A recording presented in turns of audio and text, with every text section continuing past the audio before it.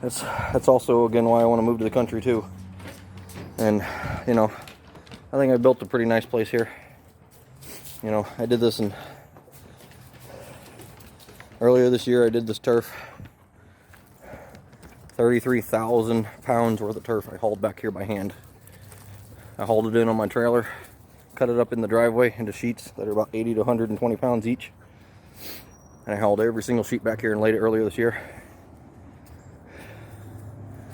This used to be a railroad tie wall back here that actually ended closer to the edge of the house and then kind of came out at an angle, kind of like the shape where the front of the wood furnace is. And I tore all of that out by hand and hauled it out of here. I did hire a guy with a cat to come in here, and he dug all that out. There was only about a 2-foot space between the house and that back there, and I had him cut out a 6-foot gap and throw all the dirt up in here and cut way back out into here. And I built a stone retaining wall.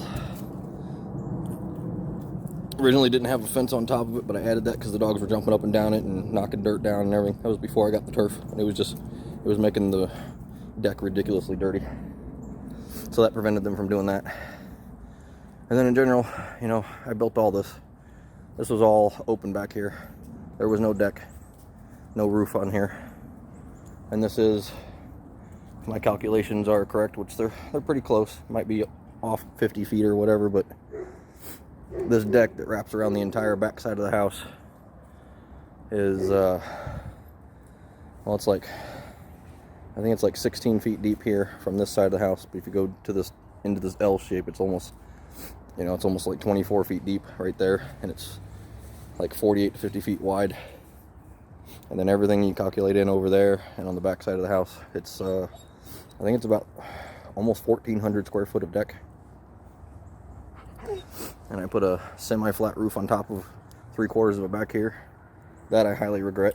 I should have spent the extra money and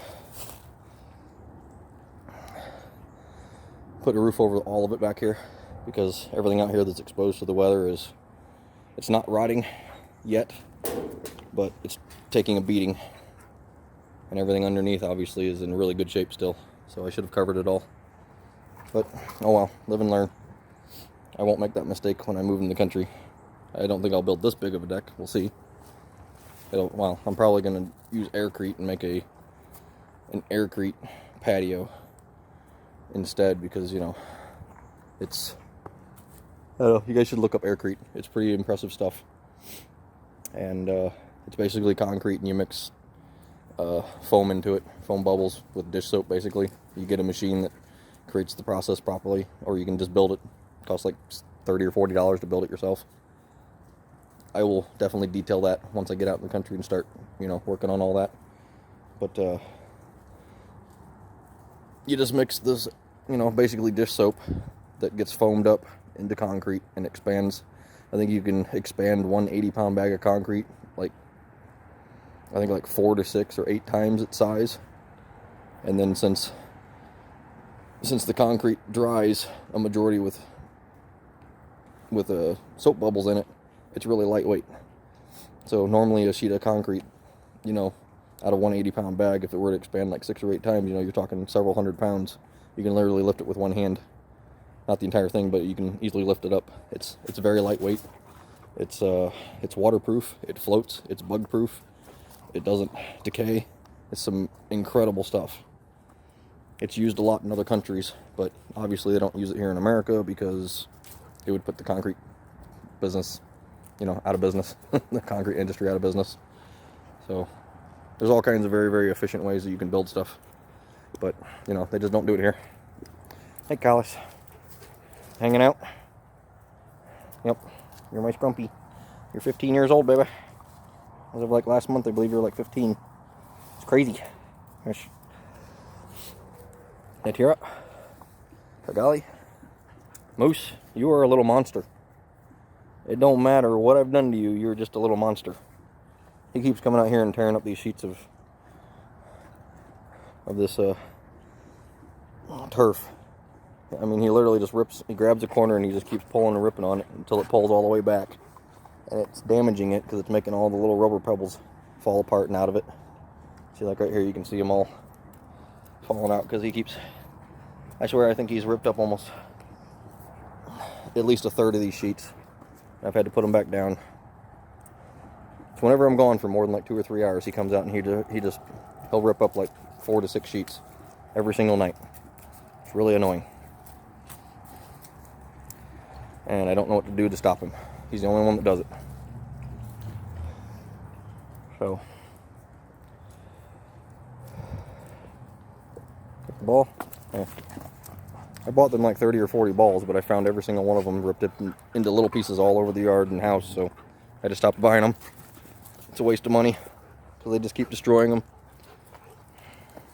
So, anyway, it's starting to rain pretty heavy. I'm glad I got the wood done before it rained too much. It's actually another final walk down this deck here.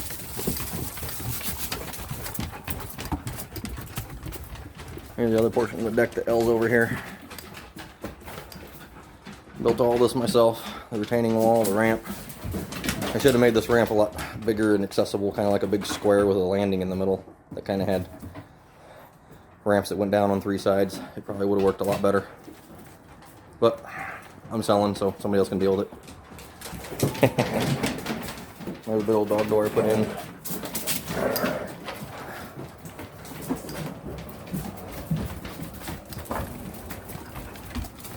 So guys, and out to the front where all the wood is. I didn't do a montage of me hauling the wood out of the front here. It was just too much. I've only got one camera, so constantly keep moving the camera back and forth was difficult. I tried it a couple of times, it wasn't working. But we got all of that huge stack here in the front and halfway down this one back here.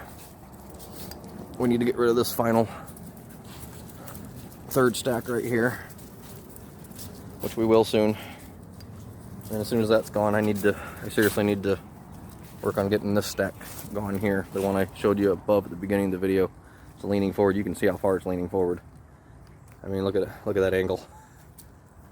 I mean, it's going to take a lot to make it come down, but still need to get it down before it does fall. Come on, Cooney, get out of there, just in case. Yeah. It wiggles a little bit, but it'll take a pretty heavy force to come down. So, and there's no way I'm going to use all this wood this winter. But earlier I detailed this big stack here is black locust. I'm going to take all that with me. I'm actually probably going to save that, not use that this year. Just work on taking that stuff down there. But everything from this center stack here, I think there's still 2 rows back, and all the way down here. That's at least a cord and a half of wood, maybe 2 total.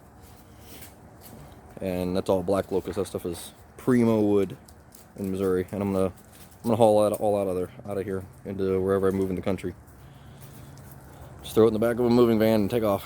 The rest I'll probably leave. Depends how much I use this year. So anyway, doggos, let's go inside, guys. Come on, inside. Come on, puppies, let's go. Oh, actually, before we go, come here, guys. That's another thing that I did, I did put 6-foot privacy fence around the entire house. It's like 350 foot of 6-foot privacy fence. And I gated the driveway. That way I can be out here loading and unloading. Dogs can roam free. And I was originally going to gate in the entire front yard too. But, of course the county, they got to be dicks about everything. Oh, you can't put fences in the front yard. There's absolutely no reason why you can't. You just can't. So I opted for putting a fence along the edge of the driveway. And believe it or not, I wasn't even supposed to be able to do that. When I went and asked them about it, like, yeah, you can fence in your driveway, but you can't go past the edge of your house. What you see is right there. It's about 5 feet gap out to the edge of the concrete. They said that I had to put the fence right there on the edge of the house and go down the center of my driveway. That's what I could fence in. because the fence is not supposed to go past the front of your house. That's the dumbest thing I've ever heard. I ignored them and built it anyway, because that was just ludicrous. Also, I found out because I live on a private road, they're not allowed to bring any large equipment down in this road. It's illegal for them to do, and I can sue them if they do. So I was like, okay, well, if I build this here, they can't bring any major equipment and tear it out. So they'd have to do it by hand. And nobody's ever challenged me on it yet, so whatever. Anyway, then here in the front, this I built, I think I built it last year. Yeah, last summer. I was going to, this is just a temporary step here, I was going to build myself a sunroom in this whole area right here. But I never got around to it yet, because since I'm moving, not going to be doing it, but I built this deck. It's 8 foot deep by 44 feet long, all the way down the front of the house. Go out here and get a better view of it. Stay there, Kyle.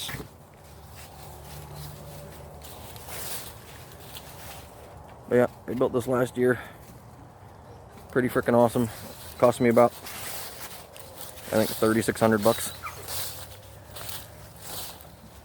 Did it all myself, made it match the house.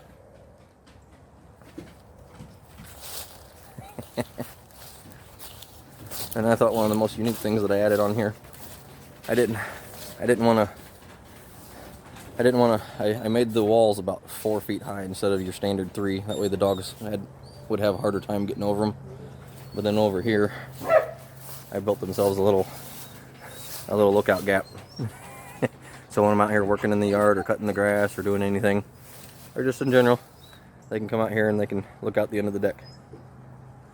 I thought that was neat. Hey, buddy. He's my big boy. Look at that big old hamster boy up there. Yeah, he's just a good boy.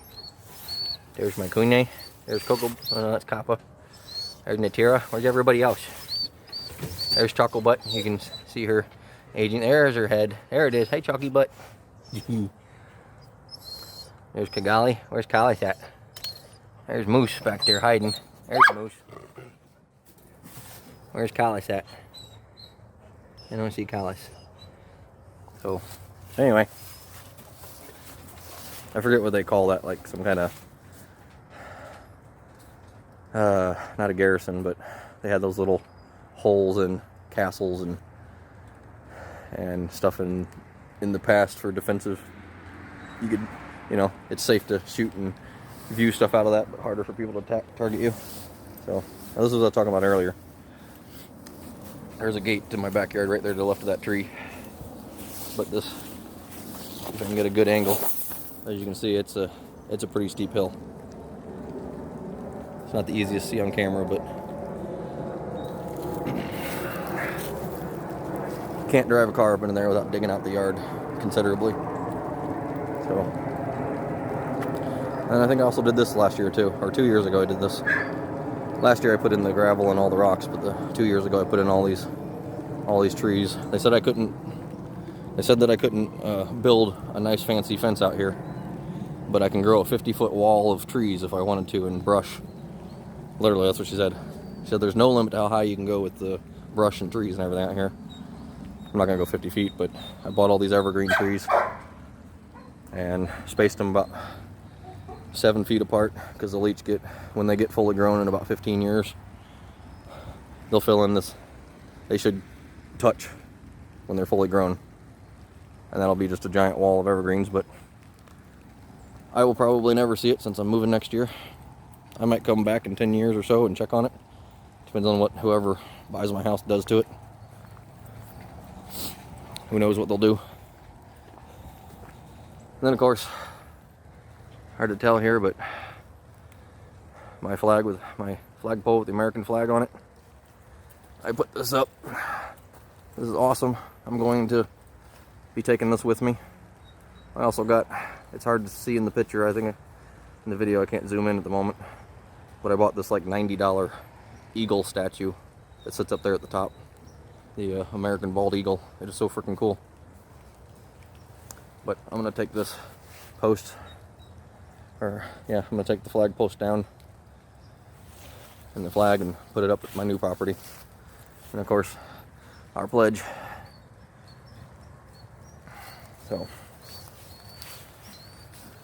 that's one steel metal post. It's I forget the type of metal it is, but it's like a drainage pipe or a plumbing pipe or whatever. And I looked at other flagpoles, but all those ones that kind of extend up, they're made of really cheap steel that are like 18 or 20 gauge, maybe 16 gauge if you're lucky. And you can only hang one small flag on it, because if you put anything too big up there and the wind starts blowing, it can snap them in half. But I found this metal post at Menards. I think it's 22 feet long, and I paid like $100 for it, I think. And it's like, I think it's like 2 gauge steel. I mean, you could run into that with a truck and barely dent it, I think. It's a heavy pole. So, but I will definitely be bringing that with me. So, anyway, puppers. Or, puppers. Everybody that's watching this, time to go in and edit this and relax, because I'm tired from all of that, hauling that wood in. That was fun. I'm set for winter and ready to go. Anyway, anybody wants to buy a house, it'll probably be available sometime early next year. Watch out, guys. Come on. All right.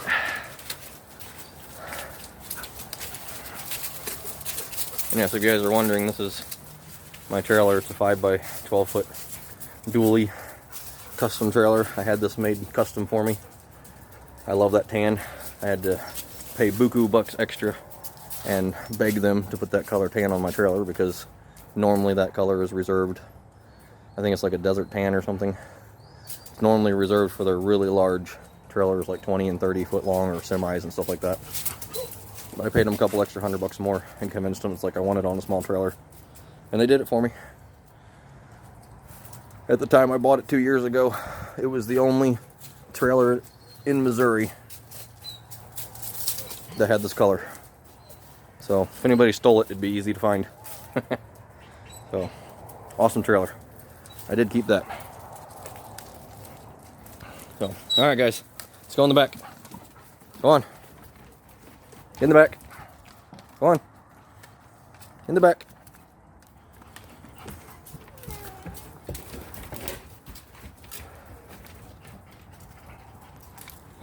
Alright, let's lock this up.